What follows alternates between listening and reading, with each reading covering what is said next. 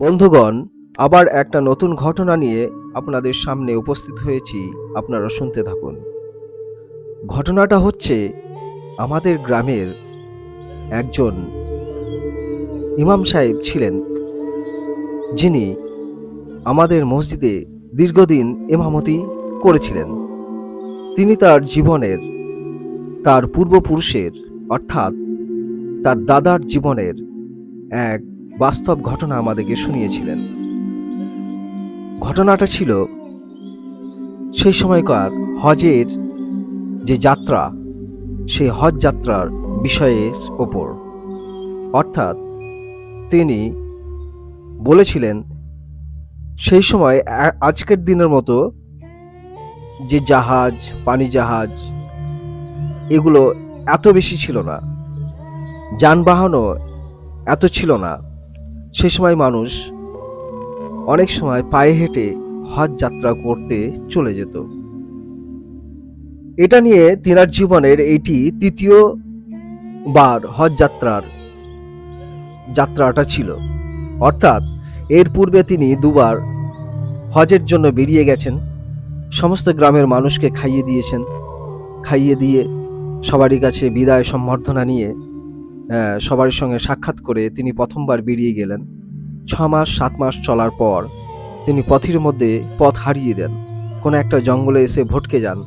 আবার সেখান থেকে তিনি পুনরায় নিজের বাড়ির দিকে ফিরে আসেন। তাহলে প্রথমবার তিনি ব্যর্থ হয়েছিল।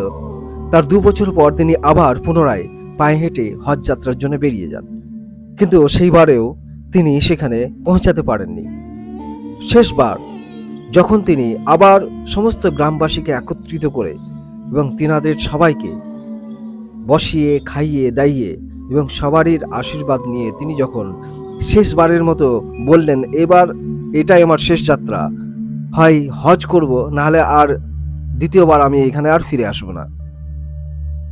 এবার তিনি চলে যাচ্ছেন। দীর্ঘদিন চলার পর 3 মাস 4 মাস চলার পর যখন তিনি ভারতবর্ষের সীমানা অতিক্রম করে খাইবার গিরিপথ দিয়ে যখন তিনি আফগানিস্তানের সীমানা হয়ে যখন যাচ্ছেন, যখন প্রায় কাছাকাছি 3-4টা দেশ অতিক্রম করার পর যখন মধ্যেখানে একটা বিশাল জঙ্গলে তিনি অবস্থান করছেন।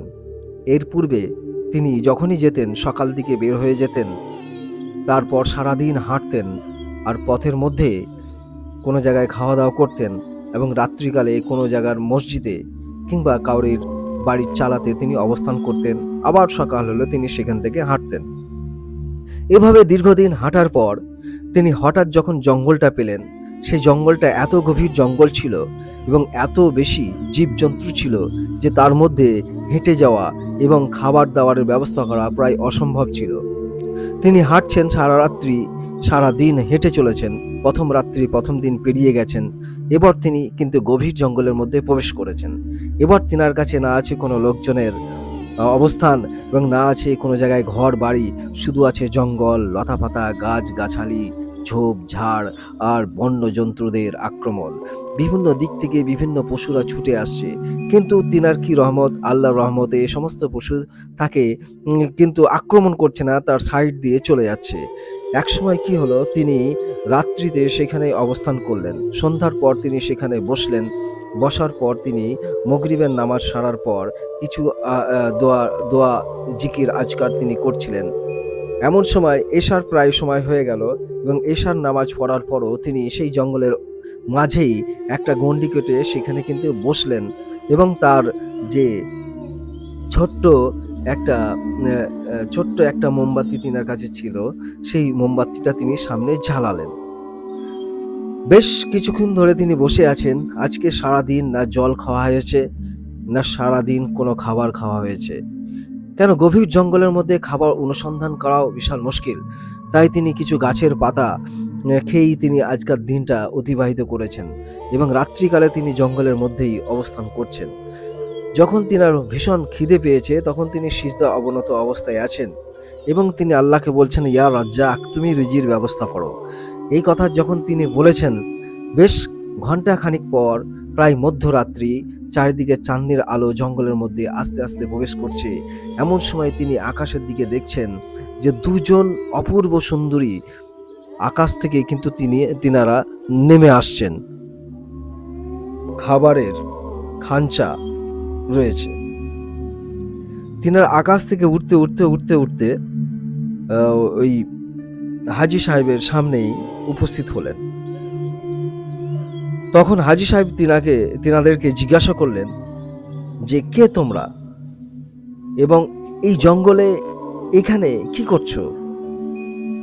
তখন সেই পরী দুটো বলল যে আমরা আল্লাহর তরফ থেকে এসেছি, আপনার খাবারের প্রয়োজন, তাই আমরা কিছু খাবার নিয়ে এসেছি, আপনি এগুলি গ্রহণ করুন। সাথে সাথে তিনারা সেখানে একটা আসনের ব্যবস্থা করে দিলেন। আসনের ব্যবস্থা করে দেওয়ার পর সেখানে হাজী সাহেব বসলেন এবং বসার পর সেই সুন্দর সুন্দর খাবারগুলো তার সামনে উপবেশন করা হলো। তিনি সমস্ত খাবারগুলো খুবই সুস্বাদু আল্লাহর নাম নিয়ে খেলেন এবং খুবই পরিতৃপ্তি লাভ করলেন। তারপর সেই পরীগুলো সেখান থেকে সেই আসবাবপত্রগুলো সাথে সে আকাশের দিকে উড়ে চলে গেল। এই দীর্ঘ পদযাত্রার পর তিনি প্রায় 2 বছর চলার পর তিনি বেশ কয়েকটি দেশ অতিক্রম করলেন এবং অবশেষে তিনি মক্কায় পৌঁছালেন এবং তিনার হজটি কমপ্লিট করলেন। তারপর তিনি সেখান থেকে হজ সম্পূর্ণ করার পর রাস্তায় ফিরে আসছিলেন এবং রাস্তায় ফিরে আসতে আসতে তিনার প্রায় আরো 1 বছর সময় অতিক্রান্ত হয়েছিল নিজের বাড়ি পৌঁছাতে। সবাই হয়তো ভেবেছিল যে হাজী সাহেব হয়তো আর কখনোই হজ করে বাড়ি ফিরতে পারবেন না, কিন্তু তিনি আল্লাহর রহমতে তিনি হজও সম্পন্ন করেছিলেন এবং বাড়িতেও ফিরে এসেছিলেন এবং বাড়িতে কিছুদিন থাকার পর তিনি তার জীবনের শেষ নিঃশ্বাসটি ত্যাগ করেন। তিনি যখন এখানে এসেছিলেন তখন তিনি তার জঙ্গলের যে অদ্ভুত অভিজ্ঞতার কথা তিনি তার বর্তমান যে ইমাম সাহেব তার পোতাকে তিনি সেই ঘটনাটি বলেছিলেন। আমরা যার কাছ থেকে সেই ঘটনাটি শ্রবণ করেছি। বন্ধুগণ, এই ছিল আজকার এক বাস্তব কাহিনী যা আপনাদেরকে শোনালাম। এরপর আবার কোনো এক ঘটনা নিয়ে আপনাদের সামনে উপস্থিত হব, আপনারা শুনতে থাকুন। আপনার নিজের ভৌতিক অভিজ্ঞতাগুলোকে অন্যের কাছে পৌঁছে দিতে আপনার ঘটনাটি আমাদেরকে লিখে পাঠান। আমাদেরকে ইমেল করে পাঠাতে পারেন কিংবা ভয়েস রেকর্ড করে এই হোয়াটসঅ্যাপ নাম্বারে পাঠাতে পারেন। অডিও ক্লিপের সঙ্গে নারায়ণপুর ভূত এফএমের সঙ্গে আপনারা যুক্ত থাকুন ও আপনাদের অভিজ্ঞতা শেয়ার করুন। আমরা আপনাদের অভিজ্ঞতাগুলিকে এবং ভৌতিক ঘটনাগুলিকে তুলে ধরার চেষ্টা করব।